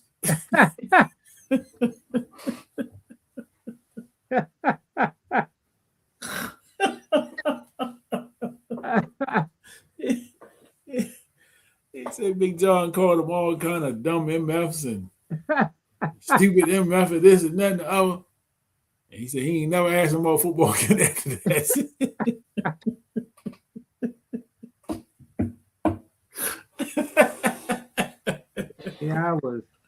AI was Michael Vick before Michael Vick. Yeah, Vic said he used to look up the AI. Yeah. Down there in Virginia Beach area. Yep. They landed AI. Melo won me some loot that year too. Oh, what on the tournament game? Yeah, when they won the Final Four, I won the pool. Okay. I won the pool that year. I remember them boys laughed at me when I turned in my bracket. Yeah. You picked Syracuse? They was yucking it up. I said, damn, that's how y'all feel? Yeah. Boy, that tournament kept, it 3 weeks. When we got to that Final Four weekend, man, and it was like that Friday, we do the Final Four that Saturday. And I was in there. This is a place I used to pick up from. I didn't even work with them dudes. I used to just pick up and deliver for them, right? And I was in there that Friday, man. Everybody was looking at me like, yeah, I mean, if Syracuse wins it, I mean, you're the only one that picked them. Right. Said, I know. Right. And then that Monday when we came back, they in the chip against Kansas. Now somebody had Kansas, so they had to win for me to win it. But just the fact that I had a chance to win it, man, everybody was like, man, I can't believe this, man. They actually got a chance to win it. And then Tuesday morning, ain't nobody had no rap for me. I just want my money. Mm-hmm. Oh, I'll have the money for you this afternoon. I said, well, I want my money now. And all that trash y'all talk. Give me my money. That's right. Yeah, but thank you, Mello. I always wanted to thank you personally for the 400. I think it was $400 I won. You know, drop in the bucket to him, of course. That's a good piece of money back in what 19 what? What 2000 and 2000 and when they won it. Yeah, it was 2003. Yeah. Yeah. Yep. Yeah. Oh, Carmelo Anthony. Right. Exactly. Baltimore's finest. Yes, indeed. That was some great times there, man. I'm not lying to you. I'm not lying to you, boy. Yeah, this NCAA though. But basketball in general, you know, we basketball fans here, man. You know, we can talk hoops all night. You know, we can do that. Let me see. You only pick Cuse because of Melo. Yeah, I mean, I was riding with Melo, but I had a hunch. You know, I had a hunch, man. That year, I watched them beat Michigan State late in the season, and I just had a feeling about them after I seen them beat Michigan State,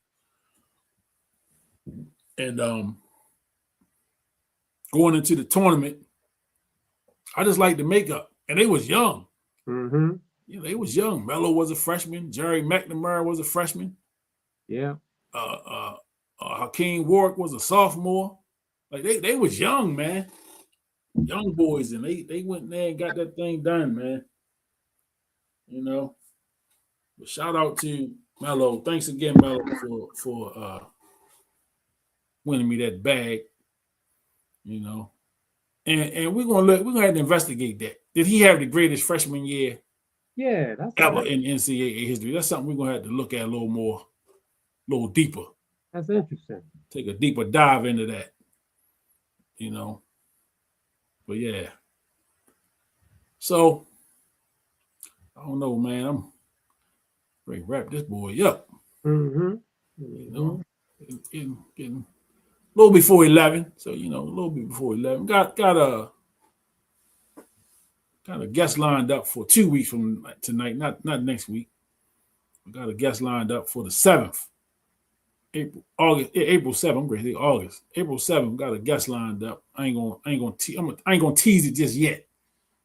I can put them out there just yet. But as we get closer to that date, you know, I'll start promoting it. He confirmed with me tonight that April 7th is good. You know, so we'll have him on in the 7th, and you know, we'll have some fun with that. By then, we'll know who the national champion is. You know, by that week, we'll know who the champ is and wrap up college basketball. The NBA, the playoffs will be starting sometime in the end of April.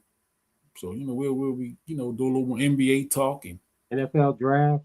NFL draft is coming. Eric DeCosta, you are on the clock, buddy. Yep. And I was telling somebody yesterday that I'm not an Eric DeCosta fan. Let me just be on the record. We've been on him,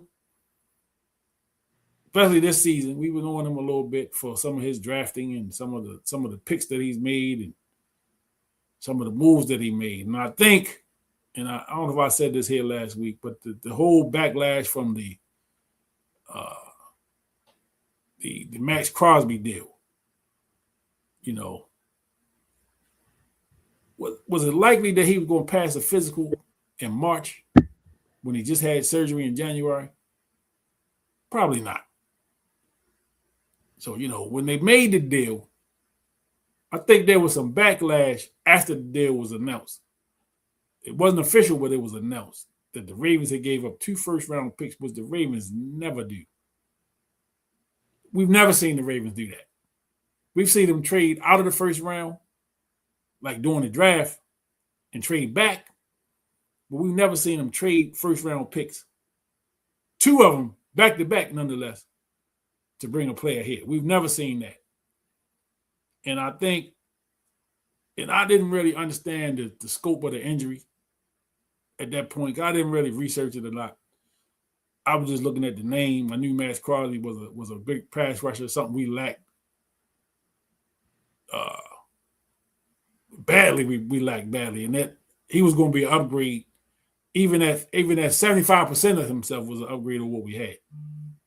You know, so I got caught up in the Max Crosby, who he was, and then I think there was some buyer's remorse on the part of the Costa. There was some people, you know, kind of shuddering at the idea that they gave up 2 first-round picks for Crosby, and I think the Costa and them boys kind of knew that they had that they could nix the deal in their back pocket. You know, they knew that the deal wasn't going to be couldn't be finished until after the league year started, which gave them, in essence, a week to kind of do their homework and kind of see. And of course, we all know now that the deal did not go through. They got their first round draft picks back, and then they went and got Hendrickson, who is not production-wise as good as Max Crosby, but he's a good pass rusher nonetheless. You know, so I give him credit. He got the draft picks back. He got a pass rusher, but there's still more work to be done. You know, with all the players that the Ravens lost, and we talked about that ad nauseum a couple weeks, you know, the players that they lost through free agency. Losing the center was huge. You know, he was probably the best offensive lineman we had, and you lose him. So now you basically got to rebuild the line, and you got to protect the investment. Your 2 highest paid players are in the backfield. You know?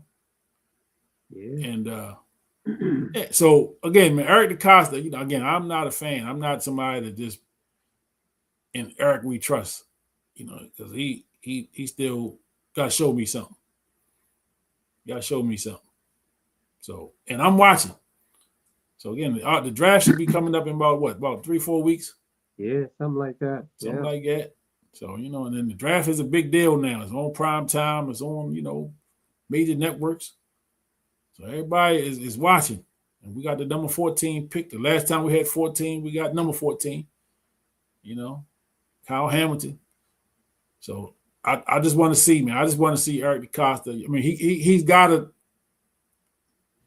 show improve. And that's pretty much that. He got to show improve, man. And then I'm from Missouri. You got to show me. Yeah. I'm from the Show Me State. Was it Grant Hill, a freshman, winning there at Duke? Yep. They won at Duke. Grant Hill was a freshman when they beat UNLV.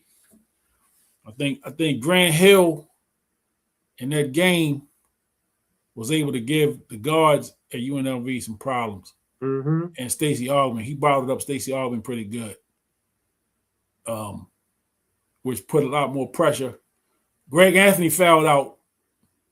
I always felt like that was the pivotal point in the game. When he fouled out of the game, they didn't have a true point guard in the game to kind of run the offense, you know, and Anthony was the guy that got them settled. You know, he got them settled. He got them into their, you know, he got the ball to whoever needed to get it. So you had Anderson Hunt out there that could stroke it. You had LJ on the inside. You know, you had some weapons there, but when you took away the general, you took away the floor general, and it was in crunch time of the game. It was in the last few minutes of the game when he fouled out. It just kind of had them out of sync, and they still had a chance at the end of the game to win it. You know, but it's just one of them things, you know, one of them things. But great, wrap this one up. Mm-hmm. You know, close it out for a Tuesday. We mixed it up pretty good tonight. You know, baseball season is among us. You know, we getting ready for some Orioles baseball in Thursday, right? Thursday, yeah. Yeah, Orioles jump off Thursday. Minnesota Twins. So it's gonna be, man, it's baseball season. Like you say, the Orioles spent some money this year. You know, they spent a couple of dollars, man. So the expectation is gonna be high. And we have some high expectation of the Birds. At least I do. Yeah. We're looking for a good performance this year. We think they put out there on that field that is worth for us to pay attention to, and it's worth to get down there to experience them at the great Camden Yards facility. Yeah. I'm definitely get out there a couple times this year. Yeah. So as we close out, let's close out with some magic. Mm-hmm. Same way we started. Same way we started. Old Memorial Stadium. Something magic happens. Yeah. Every time you go. This song gave you goosebumps sometimes. Happen. Oh yeah. The magic of Orioles baseball when the game is close. Hey. And the Oaks are hot. There's a thundering roar from 34 to give it all they got. And you never know who's gonna hear the call. Every game there's a different start. That's the magic of Orioles baseball. Orioles magic, feel it happen. Orioles magic, feel it happen.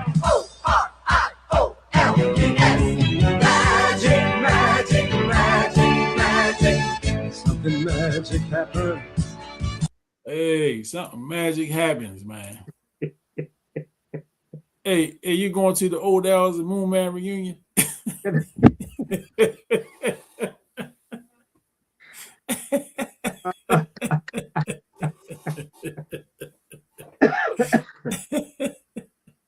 Not coming fast.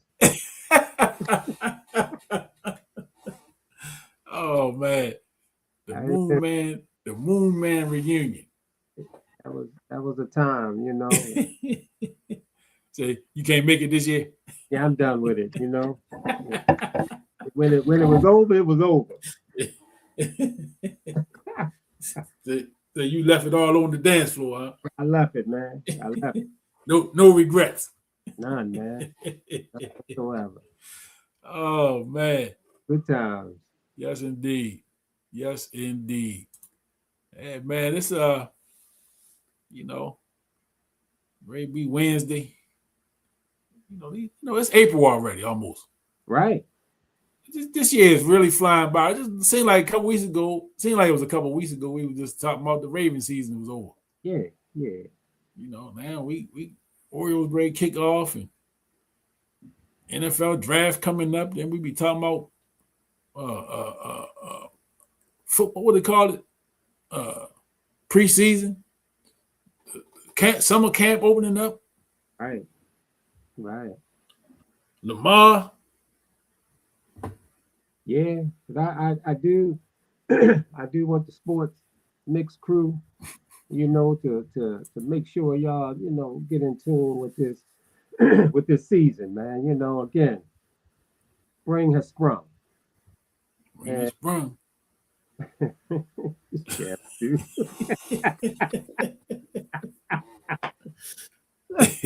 So, spring has sprung. Now, we got to stay in tune with the seasons, particularly Black folk.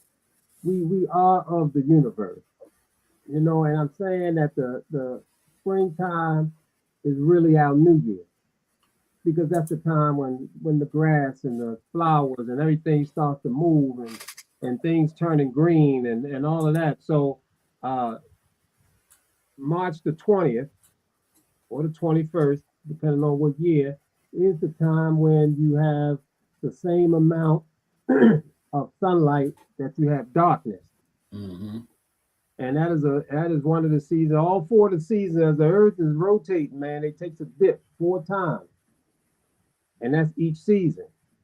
And this springtime again is the beginning of the new year. So whatever you trying to get done, whatever you working on, this is the time to go in. It's a new year. Things are growing. Things are moving. Things are germinating. All kinds of things are happening. Get it done.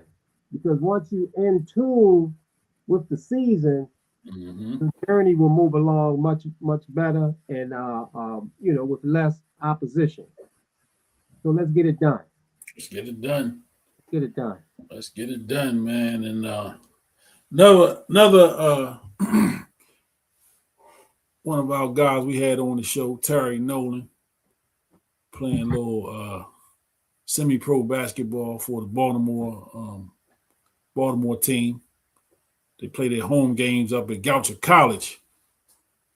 So I told him I'm going to make it out, I think next Friday, the 20th. That's this weekend. That's this Friday. Yeah. The 27th. No, it's not this Friday. The day the 24th.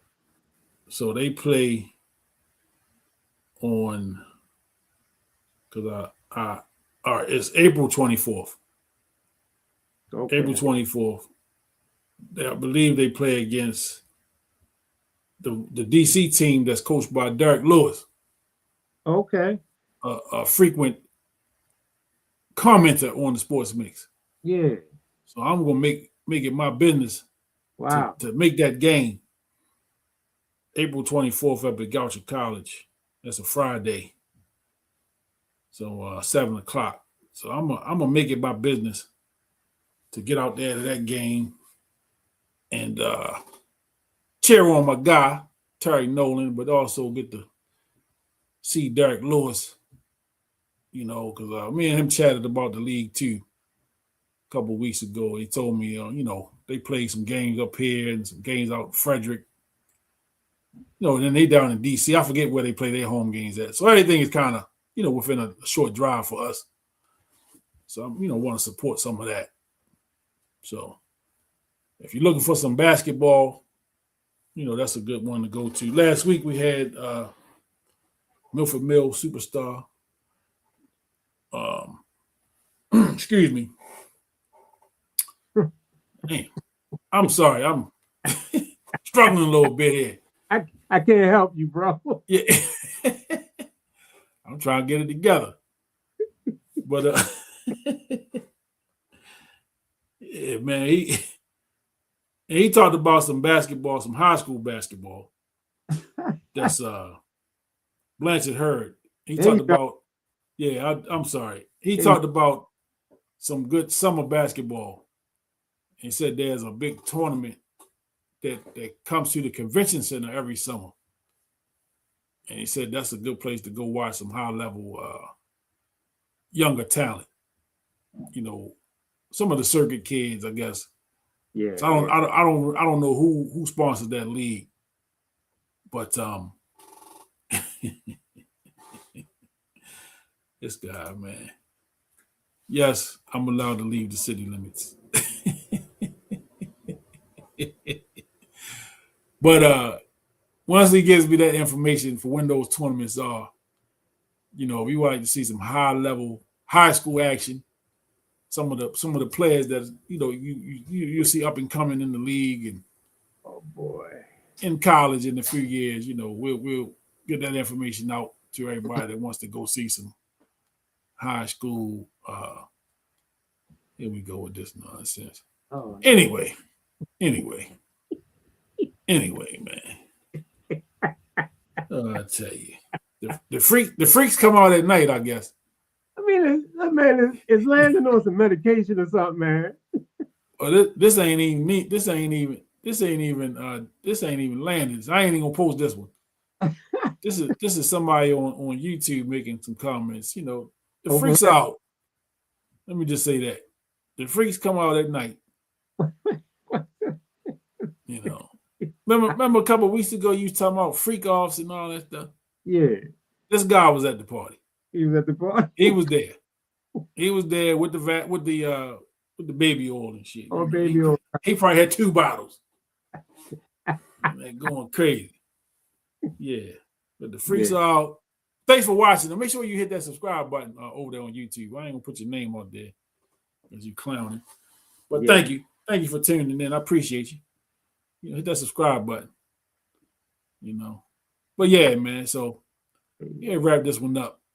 I've been struggling a little bit this evening. I mean, I'm a little tired too. A little tired. Get like that. Yeah. Yeah, but let me wrap this up for this dude. He's just getting warmed up.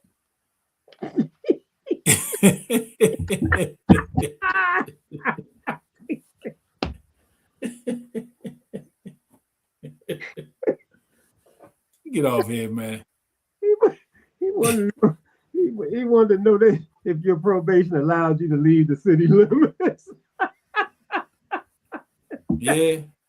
That boy crazy, man. Yeah, he ain't got good sense. He ain't got good sense. Man, that's why I'm asking you, man, do he take medication, man? Because when he off his medication, man, he uncontrollable. Well, I think that you need a license for the medication he taking. I'm gonna just leave it at that. Oh my gosh. I'm gonna leave it right there.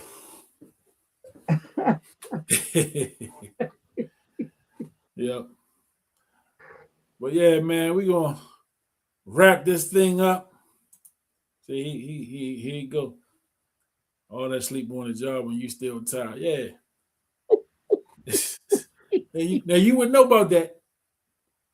You wouldn't know about sleeping on the job. Man, you better get the hell off here and shut this thing down. He great get on the roll, man. Yeah, he great get going. He probably typing as we speak.